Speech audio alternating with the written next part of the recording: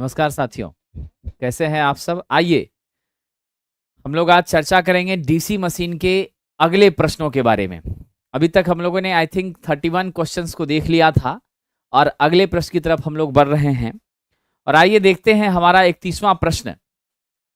बहुत ही मजेदार प्रश्न है और आप सब जानते हैं डीसी मशीन डिफरेंट एग्जामिनेशंस में, आपके सामने जो भी पावर ग्रिड का एग्जामिनेशन है जो 7 फरवरी को होना है, वहां पर भी साथियों निश्चित रूप से आपका प्रश्न डीसी मशीन से, इलेक्ट्रिकल मशीन से बहुत ज़्यादा रहेगा। खास करके 3 फेज इंडक्शन हो, ट्रांसफार्मर हो, पावर जनरेशन हो, ये सभी जगहों से पावर डिस्ट्रीब्यूशन एंड ट्रांसमिशन हो, तो जितने भी बच्चे पावर ग्रिड की तैयारी में लगे हैं उन सब के लिए यहाँ से काफ़ी महत्वपूर्ण चीज़ें मिलने को जा रही हैं। आप किसी भी तरह की परीक्षा देना चाहते हो, हर जगह आपको मशीन से क्वेश्चन पूछा ही जाता है और मशीन ही अपने आप में थोड़ा सा लगता है कि हाँ कठिन है, टफ महसूस होता है।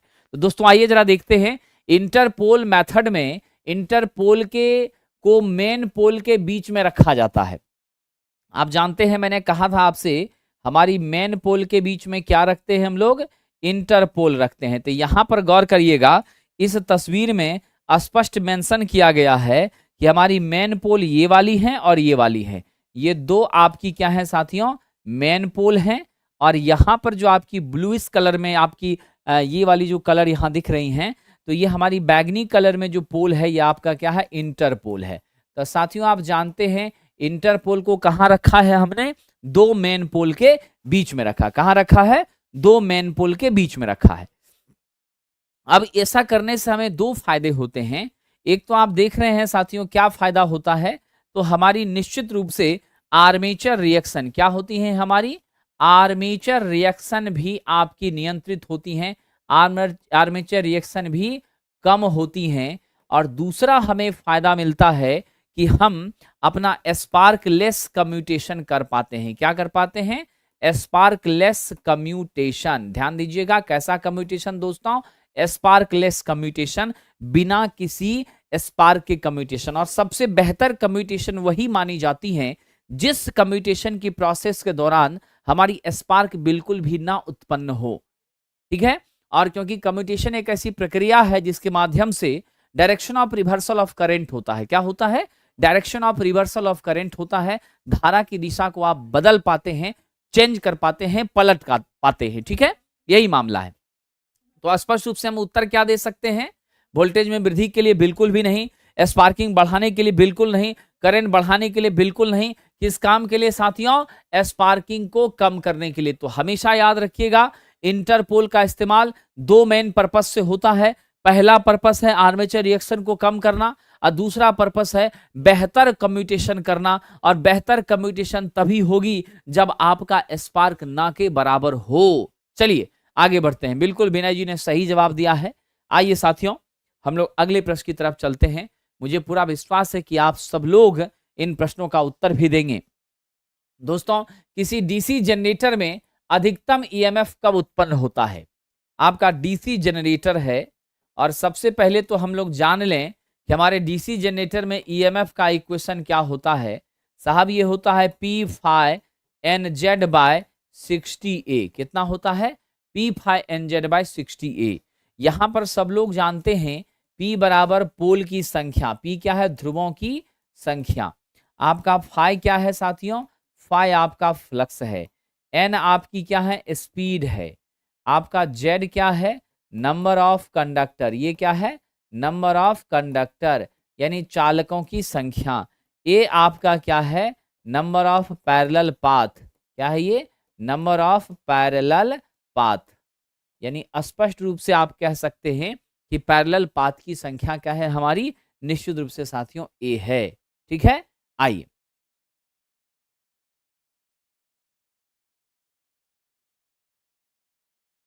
आइए विद्यार्थियों, तो दोस्तों पी फाई एन जेड और ए है हमारा।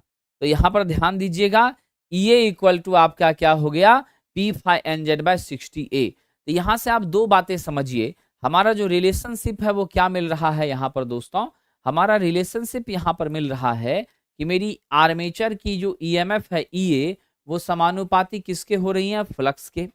हमारा EA किसका समानुपाती हो रहा है, स्पीड का समानुपाती हो रहा है। ठीक है, यानी आपकी फ्लक्स बढ़ेगी तो मेरा आर्मेचर के रिस्पेक्ट में उत्पन्न ईएमएफ भी क्या होगा, बढ़ेगा। ये गणितीय रूप से आपने इसको समझ लिया।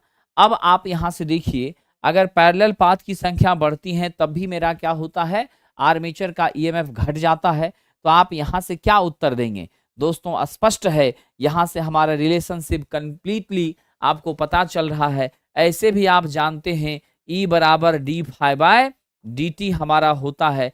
यहाँ N आपका फैराडे के नियम से आता है जो कि नंबर ऑफ टर्न्स है, यानी फ्लक्स के दर में परिवर्तन। तो क्या हो जाएगा, अगर फ्लक्स के प्रवाह के परिवर्तन, प्रवाह हम लोग कहते हैं किसको, फ्लक्स को कहते हैं, ठीक है साथियों। तो आपके फ्लक्स के परिवर्तन की दर अगर बढ़ेगी, यानी आपका D phi by D T जो है अगर यह चेंज होगा तो मेरे ईएमएफ का मान क्या होगा, बढ़ेगा। हमारे ईएमएफ का मान क्या होगा विद्यार्थियों, बढ़ेगा। तो राइट आंसर हम लोग क्या दे दें, विनय जी और बाकी बच्चे जल्दी बताइए, राइट आंसर क्या दे दें, ऑप्शन नंबर बी, फ्लक्स के प्रवाह की दर जो है वह निश्चित रूप से किसे बताती है साथियों, वह निश्चित रूप से बताती हैं आपके ईएमएफ के मान के बढ़ोतरी को व्यक्त करती हैं, ठीक है। आइए आगे बढ़ते हैं और अगले प्रश्न की ओर हम लोग चलते हैं। हमारा अगला प्रश्न देखिए क्या है साथियों।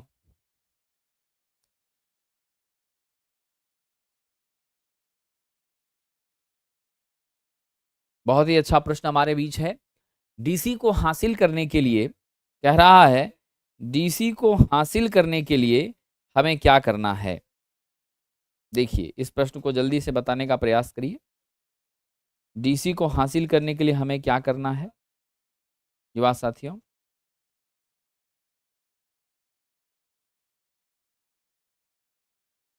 देखिए मैं एक नंबर बता रहा हूं, सब लोग नोट करेंगे, जितने भी बच्चे बाद में वीडियो देखेंगे या भी देख रहे हैं। नंबर है 9162068342। ये नंबर 9162068342। वो सभी छात्र जो ऑनलाइन में द प्लेटफॉर्म ऐप से जुड़े थे। कौन सा ऐप, द प्लेटफॉर्म ऐप।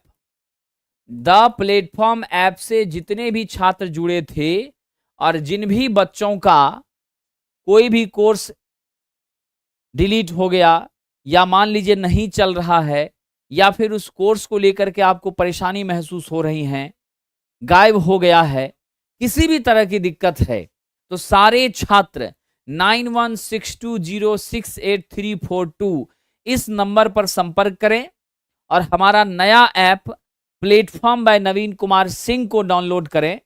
और उसको डाउनलोड करके, ठीक है, उसको डाउनलोड करके और तब आप कम्युनिकेट करें इस नंबर पर। आपकी जो भी समस्या होगी हमारी टीम, हमारा संस्थान आपकी भरपूर मदद करेगा और आपको किसी तरह की दिक्कत होने हम नहीं देंगे।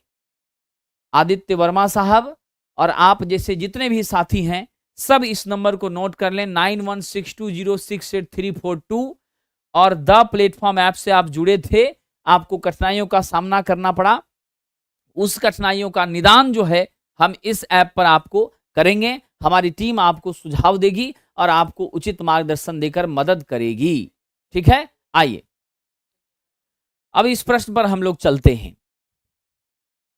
बीएसपीएससी में टेक्नीशियन की भर्ती कब आएगी? अगर मुझे यह पता रहता कि इस तारीख को आएगी तो मैं इतना इंतजार क्यों करता, मैं 2 बार 3 बार प्रोटेस्ट करने का प्रयास क्यों करता, ट्विटर कैंपेन क्यों करवाता।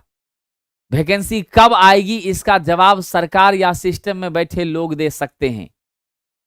हम एक शिक्षक हैं और बच्चों के मदद से और बच्चों के सहयोग से हम जब जाते हैं साहब, प्रोटेस्ट करते हैं, जितना प्रयास होता है वैकेंसी के लिए सब करते हैं, आरटीआई लगवाते हैं। सरकार हमेशा कहती है अब वैकेंसी आएगी, जल्दी आएगी, चिंता मत करिए बच्चे, आप लोग जाके पढ़िए, 5 दिन में दे देंगे, 15 दिन में दे देंगे, 1 महीना में दे देंगे। ऐसा करते करते 1.5 साल हो रहा है, अभी तक कुछ ओरिजिनल बात नहीं निकल कर आ रहा है। तो मैं कैसे कह दूं कि इतना तारीख को आएगा?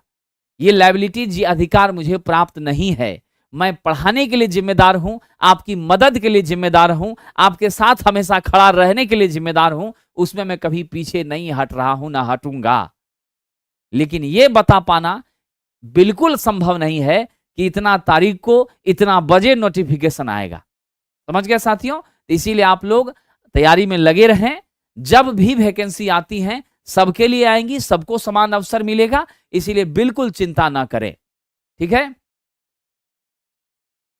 आइए साथियों, ये नंबर पर आपको कम्युनिकेट करना है। ठीक है, बाकी आपने किसी पर किया होगा उस पर हम कुछ नहीं बता सकेंगे, लेकिन आप इस नंबर पर संपर्क करिए, जरूर आपकी मदद होगी।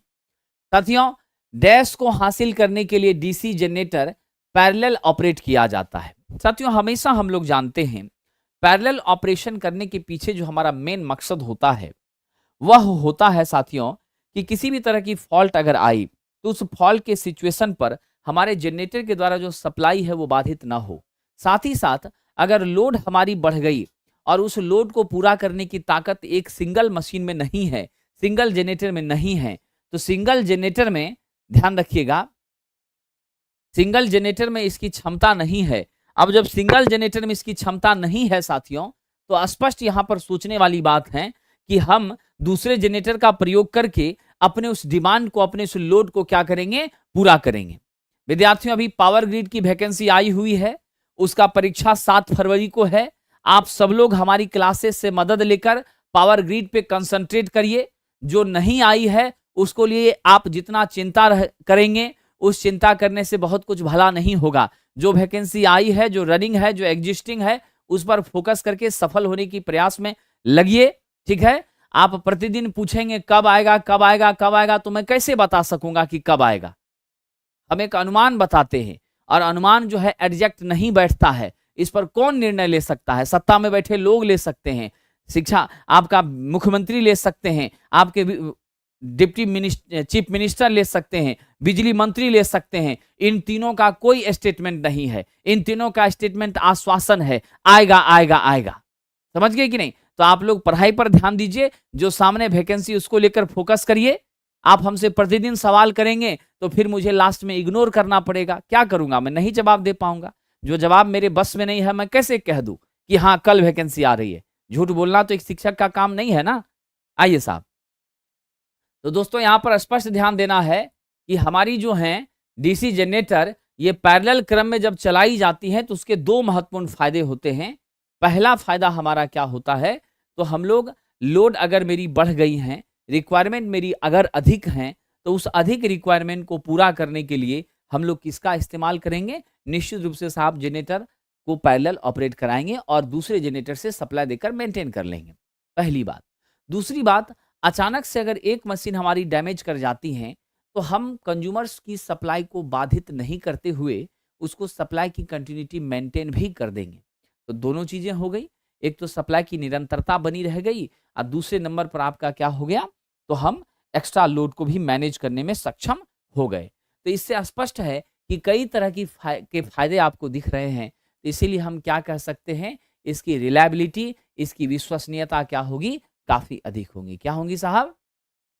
इसकी विश्वसनीयता बहुत बढ़ जाएंगी। ठीक है, तो हमारा सही उत्तर होगा उच्च विश्वसनीयता, हाई रिलायबिलिटी, ताकि आपको भरोसा रहेगा कि किसी भी परिस्थिति पर हमारे साथ धोखा तो एकदम नहीं हो सकता है। निश्चित रूप से हमारा क्या हो सकता है साथियों, आप जानते हैं, निश्चित रूप से हमारी मशीन काम करेगी, हमें सप्लाई की भी बाधा उत्पन्न नहीं होगी।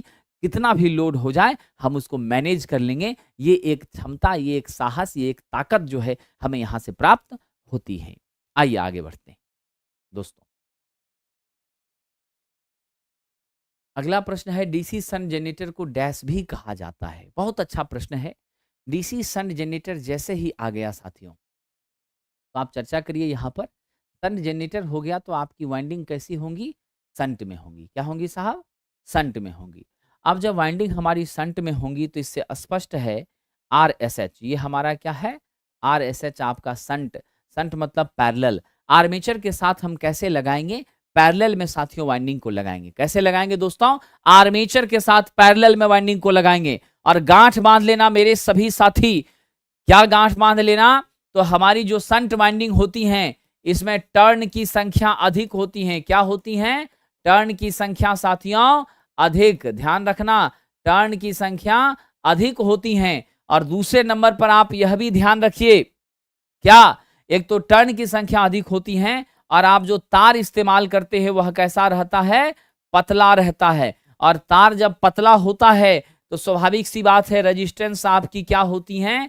अधिक होती हैं। तो आप सबको याद रखना है, हाईली रेजिस्टिव कॉइल हमारी कौन है? आपका निश्चित रूप से संट वाली वाइंडिंग होती हैं। तो संट फील्ड हमारी हाईली रेजिस्टिव कॉइल होती हैं, इसमें कोई शक नहीं है।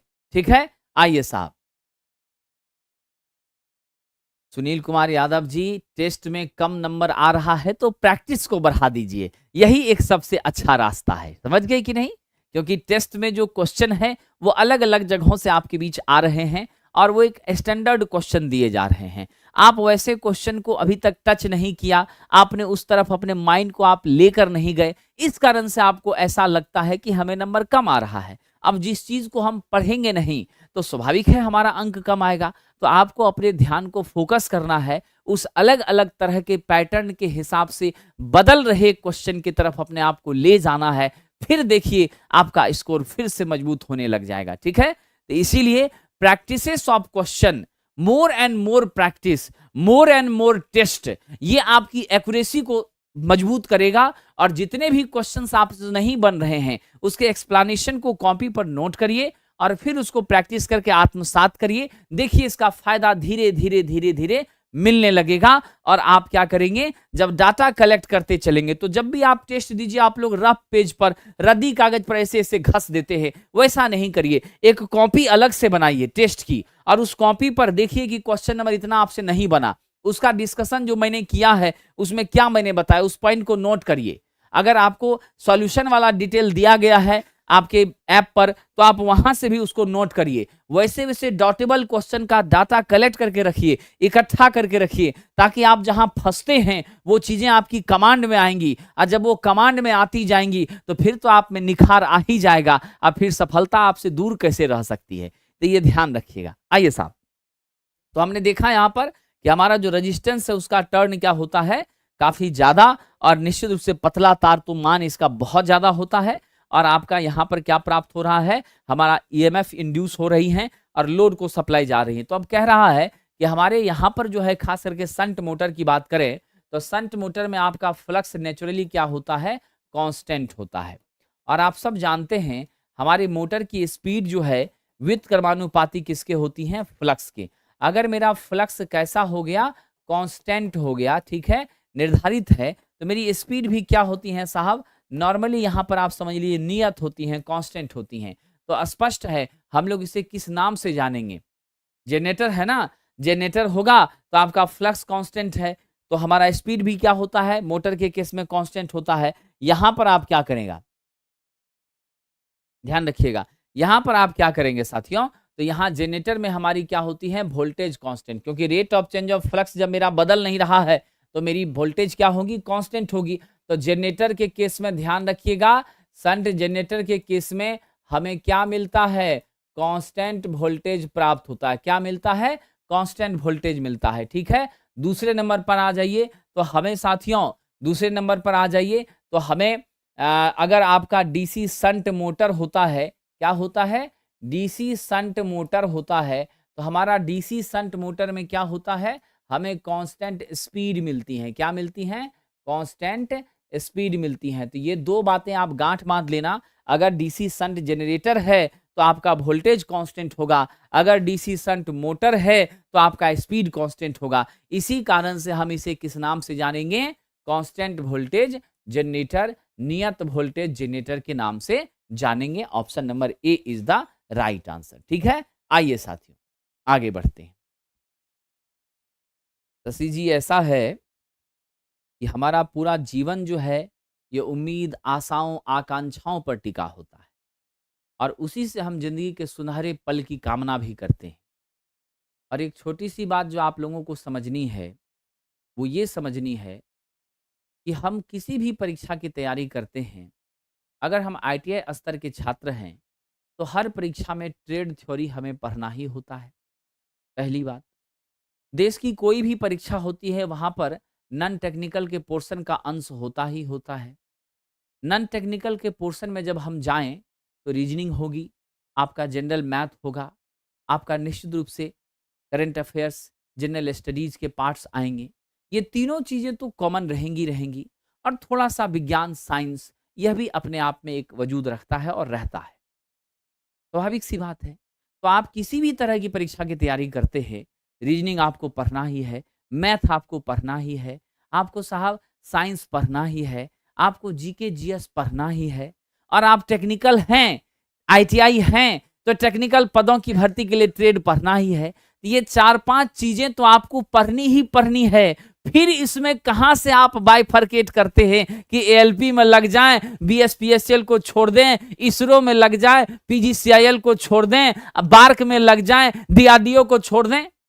ये तो गलत सोचना है ना आपका।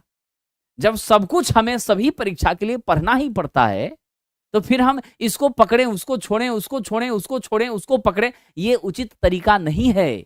आप सारी चीजों को लेकर कंसंट्रेट करिए।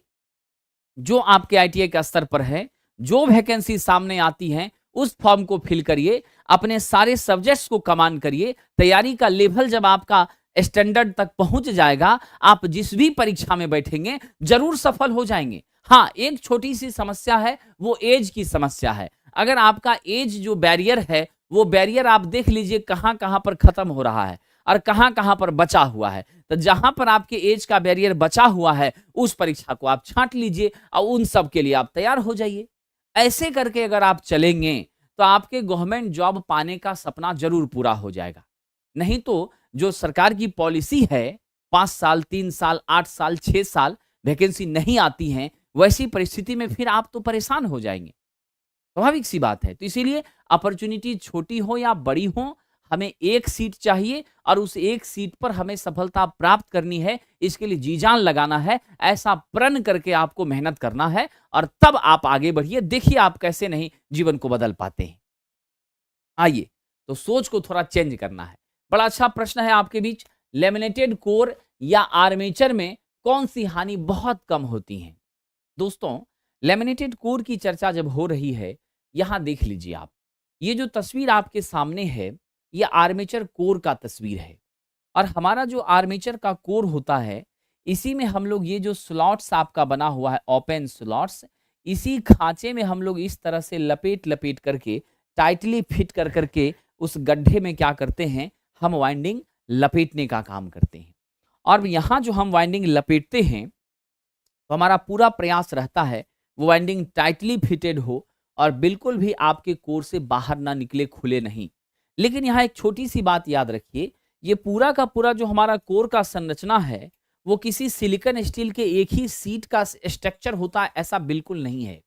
ये होता क्या है साथियों, ये जो आप पत्थर देख रहे हैं, बहुत सा पतला सा पत्थर, और इस पत्थर में आप स्लॉट कटा हुआ देख रहे हैं, तो पतले पतले सिलिकॉन स्टील के पत्थर का ही प्रयोग करके एक लगाया फिर दूसरा लगाया, एक लगाया फिर दूसरा लगाया, फिर तीसरा लगाया, फिर चौथा लगाया, एक एक करके लेयर बाय लेयर। साथियों ध्यान रखिएगा, एक एक करके लेयर बाय लेयर हम लोग क्या करते हैं, layer by layer, layer by layer, layer by layer, layer by layer, layer by layer हम लोग इसको लगाते जाते हैं और सबके बीच में पतला पतला लेमिनेशन, पतला पतला थीन लेमिनेशन हम लोग यहाँ पर इंडल्ज करते हैं, यहाँ पर प्रोवाइड करते हैं। ठीक है साथियों, ऐसा करने से हमें सबसे पहला फायदा होता है कि हमारी एडी करंट लॉसेस क्या होती हैं, कम हो जाती हैं। क्या होती हैं साहब?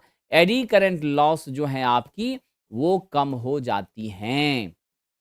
दूसरा फायदा हमारा क्या होता है, तो आपकी सिलिकॉन स्टील का आप इस्तेमाल करते हैं, उससे ये फायदा होता है, आपकी हिस्टेरेसिस लॉस क्या होती हैं, वो कम हो जाती हैं। क्या हो जाती हैं? हिस्टेरेसिस लॉस भी कम हो जाती हैं। आप जानते हैं ये दोनों लॉसेस हमारी स्वाभाविक रूप से क्या है, तो मैग्नेटिक लॉसेस हैं। जब कभी भी हमें जीवन में, इस बात को आप ध्यान रखिएगा कि जब कभी भी हमें रिड्यूस करना हो एडी करंट लॉस को, तो स्वाभाविक रूप से हम क्या करते हैं, थीन लैमिनेशन का यूज करते हैं, पतले लेमिनेशन का यूज करते हैं। और ये पतला लेमिनेशन हमारे लिए काफी मददगार होता है। अगर लेमिनेशन की मोटाई बढ़ जाएगी तो फिर से मेरा एडी करंट लॉस अधिक हो जाएगा, इसमें कोई शक नहीं है। इसलिए साथियों ध्यान दीजिएगा, लैमिनेटेड कोर या आर्मेचर में कौन सी हानि कम होंगी? तो स्वाभाविक सी बात है, लैमिनेटेड कोर या आर्मेचर में एडी करंट लॉस कम होगी। कौन सी लॉस? Eddy current loss.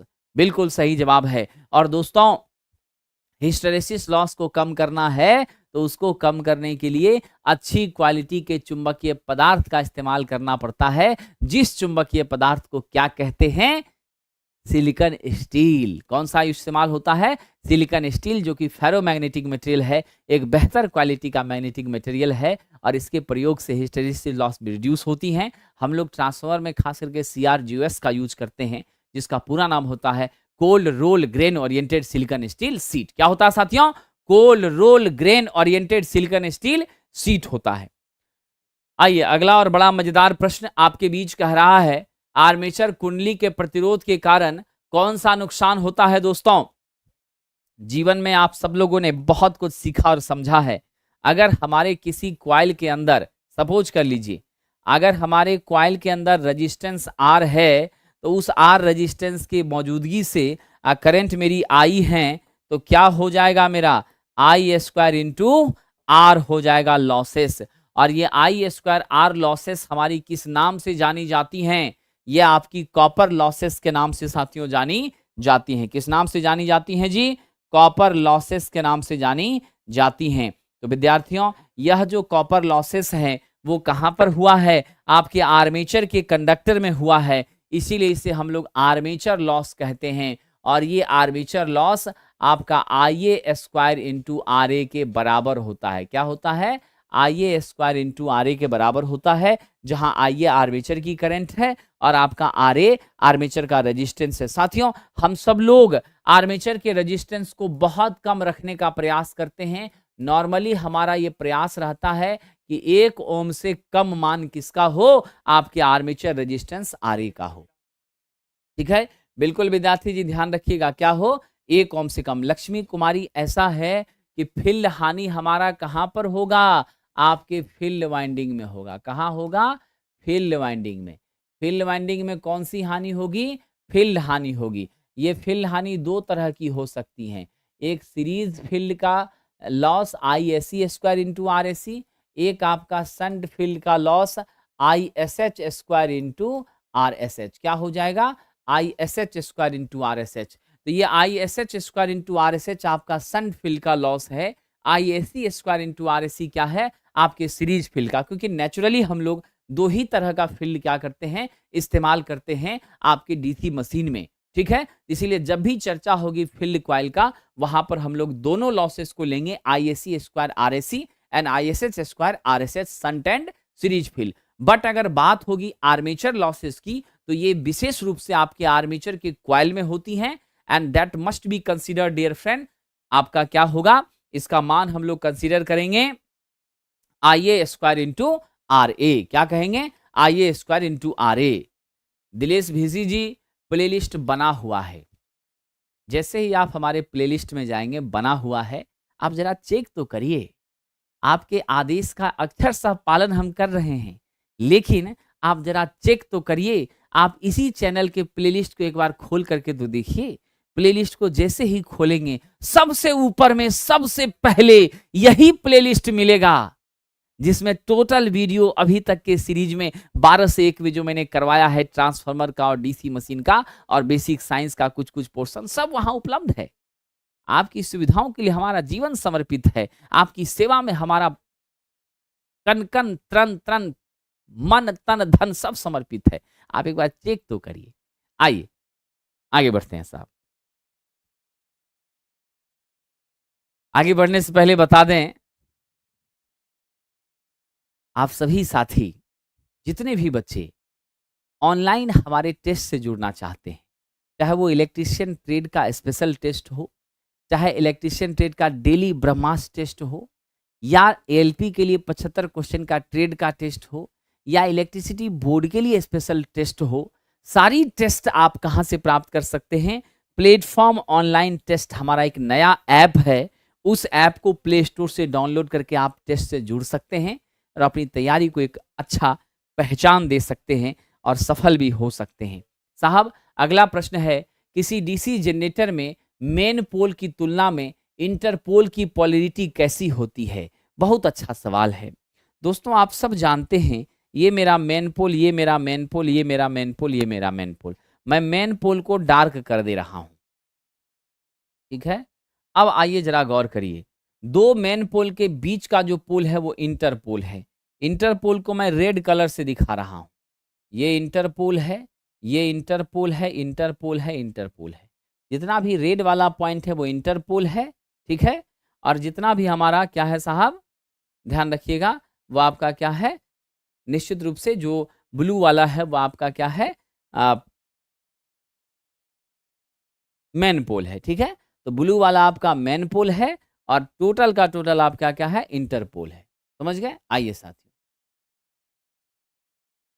आप किस बात की चर्चा कर रही हैं Priyanka Mishra ji? Sir app open नहीं हो रहा है। कौन सा ऐप ओपन नहीं हो रहा है? मैं बात कर रहा हूं प्लेटफॉर्म ऑनलाइन टेस्ट ऐप की, मैं बात कर रहा हूं प्लेटफॉर्म बाय नवीन कुमार सिंह ऐप की। इस दोनों की मैं बात कर रहा हूं। आप किस ऐप के बारे में पूछ रही हैं? उस ऐप के बारे में बताइए, तब मैं आपकी मदद कर पाऊंगा। और इन सभी सुविधाओं के लिए हमारे कस्टमर केयर का नंबर है, स्क्रीन पर वो नंबर जा रहा है, उस पर आप संपर्क करिए। इससे पहले इसी वीडियो में मैंने एक मोबाइल नंबर लिखाया भी है, आप थोड़ा पीछे जा करके उस नंबर को भी लीजिए, ठीक है। ध्यान रखिएगा। आइए साहब, जॉब सब बेस्ट होता है विद्यार्थी जी, समझ गए? आप पहले सिलेक्शन तो ले लीजिए, उसके बाद सोचिएगा कौन सा बेस्ट है। आपके चॉइस से निर्णय नहीं निकलता है, निर्णय निकलता है हम सेलेक्ट हो गए वही बेस्ट है।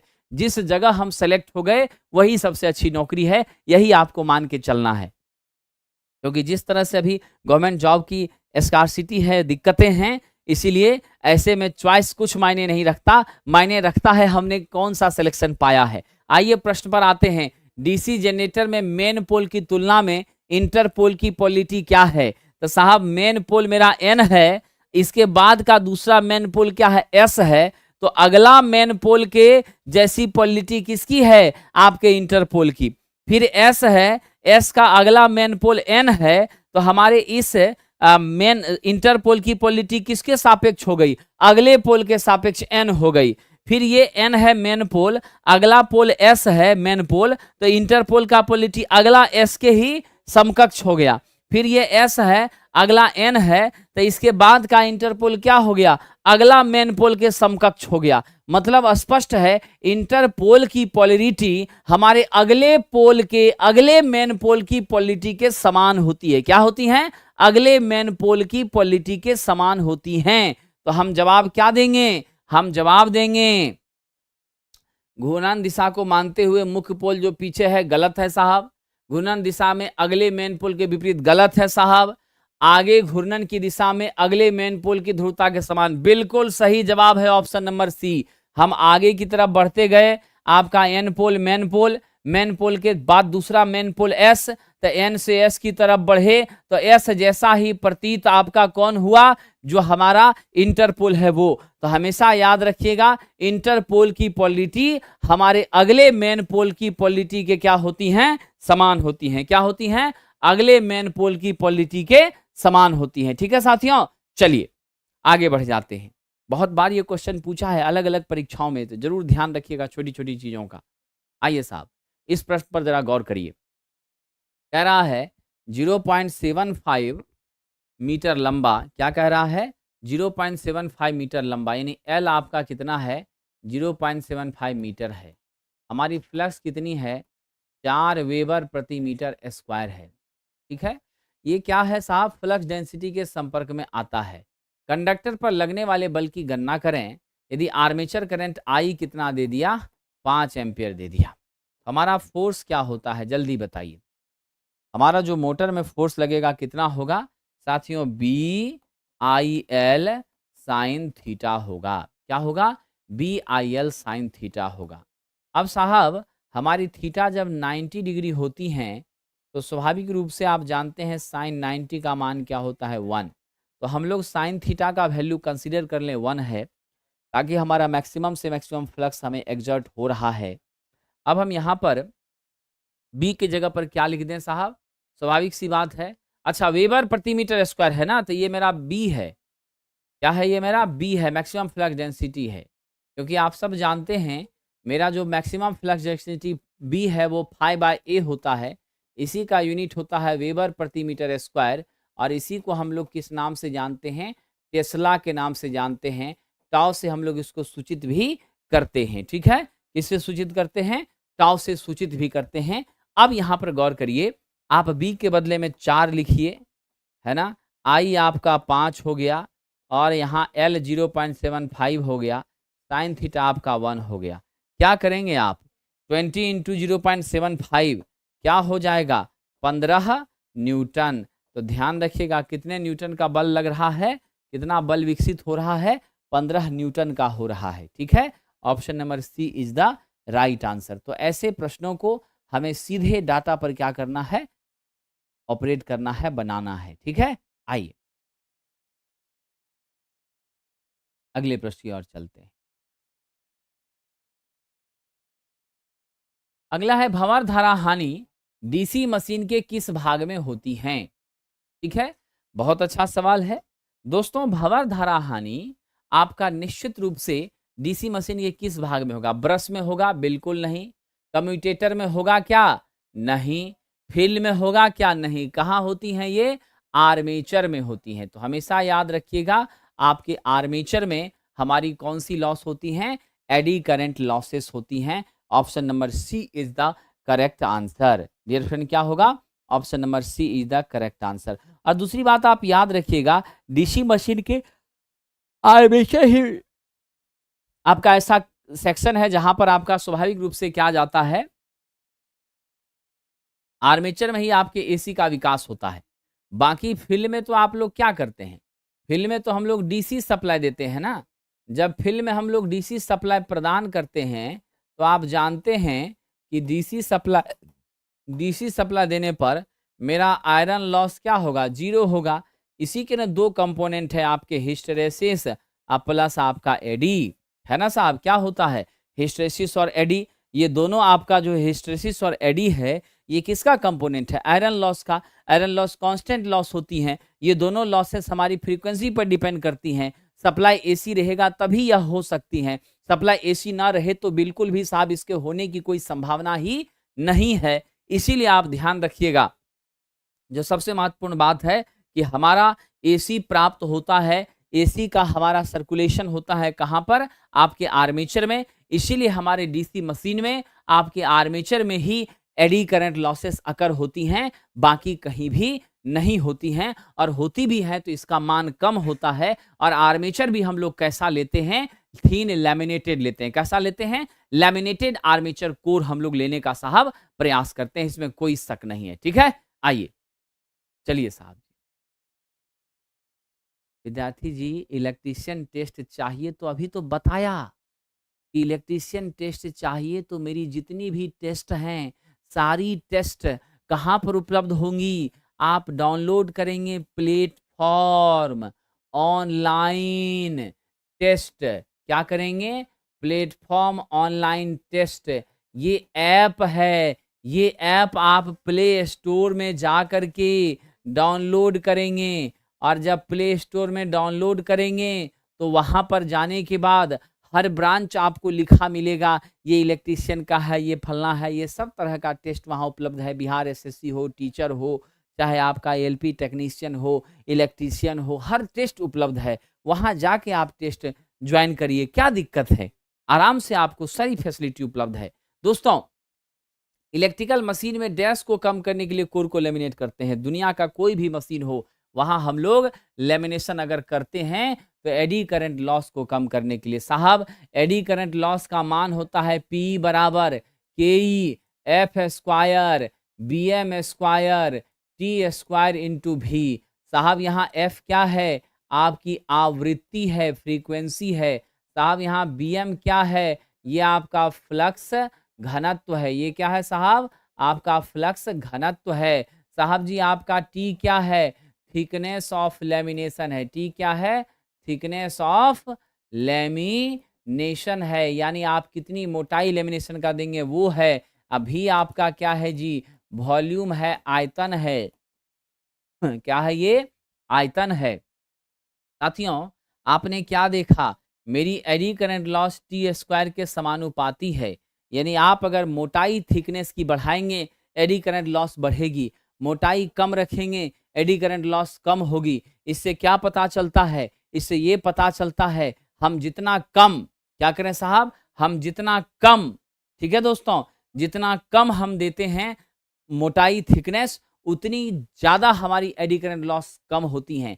तो कम होगा थिकनेस तो कम होगा eddy current loss. Concept clear? तो ये बातें साबित कर रही हैं कि हमारा जो थिकनेस होता है जनरली 0.35 से लेकर के 0.5 mm, देख लीजिएगा कितना हो गया, 0.35 से लेकर 0.5 mm का हम मोटाई रखते हैं। साथ ही साथ हम लोग यह भी यहाँ पर ध्यान रखते हैं साथियों कि आपकी थिकनेस तो कम रहे ही रहे, और दूसरे नंबर पर हमें क्या फायदा हो? दूसरे नंबर पर अगर हम ज्यादा मोटा इंसुलेशन देंगे तो हमारा क्या होगा? मैग्नेटिक प्रॉपर्टी का भी नुकसान होगा। क्या होगा? जो आपकी चुंबकीय प्रॉपर्टी है, चुंबकीय गुणधर्म है, वह भी आपकी लॉस में चली जाएंगी, उसका भी नुकसान होगा। तो जिस पर्पस से आप इस्तेमाल कर रहे थे हमारे एडी करंट लॉसेस को कम करने के लिए थिन लेमिनेशन का, आपका वो पर्पस पूरा नहीं होगा। ठीक है, तो हम चाहते जरूर हैं कि लॉसेस कम हो, लेकिन हम ये कभी नहीं चाहते कि हमारी चुंबकीय क्षमता, चुंबकीय गुणवत्ता, चुंबकीय सामर्थ्य हमारी कमजोर हो। ऐसा कभी भी साथियों हम नहीं चाहते हैं। दोस्तों आइए जरा आगे बढ़ते हैं। जो भी साथी हमारे असिस्टेंट लोको पायलट टेक्नीशियन या किसी भी तरह की कॉम्पिटिटिव परीक्षा के लिए अगर ट्रेड थ्योरी से आप जुड़ना चाहेंगे और आप चाहते हैं कि हम इलेक्ट्रीशियन ट्रेड थ्योरी की क्लासेस से जुड़ें, तो हमारा ऐप है प्लेटफॉर्म बाय नवीन कुमार सिंह। इस ऐप को डाउनलोड करके आप हमारे इस संकल्प बैच से जुड़ सकते हैं, जो ट्रेड थ्योरी का बैच है, जिसमें आपको रिकॉर्डेड में वीडियो अनलिमिटेड टाइम देखने का अवसर मिलेगा। लाइव क्लासेस आपको मिलेंगी, सभी चैप्टर्स का पीडीएफ मिलेगा, हर एक चैप्टर से संबंधित प्रश्नों का भी एक्सप्लेनेशन हम करेंगे, वो भी आपको बताएंगे। तो आप जुड़ सकते हैं और इसकी फीस मात्र 299 रुपए है। ऑफर लिमिटेड पीरियड के लिए है और जल्द ही ये समाप्त हो जाएंगी। तो बहुत ही कम कीमत पर ये बैच अवेलेबल है। आप जुड़ करके अपनी तैयारी को एक मजबूत आधार दे सकते हैं और अपने लक्ष्य को पा सकते हैं। चाहे लक्ष्य आपका यूपीपीसीएल हो, चाहे पीजीसीआईएल हो, चाहे बीएसपीएससीएल हो, चाहे एएलपी टेक्नीशियन हो, चाहे बार्क हो, चाहे डीआरडीओ हो, चाहे पंजाब पावर हो, आपके कोई भी टारगेट हो, लेकिन टारगेट एक गवर्नमेंट जॉब पाना। समझ गए साथियों? ध्यान रखिएगा। तो जरूर आप सब मेहनत करिए और निश्चित रूप से आपको सफलता भी मिलेगी। हम लोग अगली क्लास में डीसी मशीन के अन्य प्रश्नों पर चर्चा साथियों करेंगे। आज के लिए इतना ही। बहुत बहुत धन्यवाद।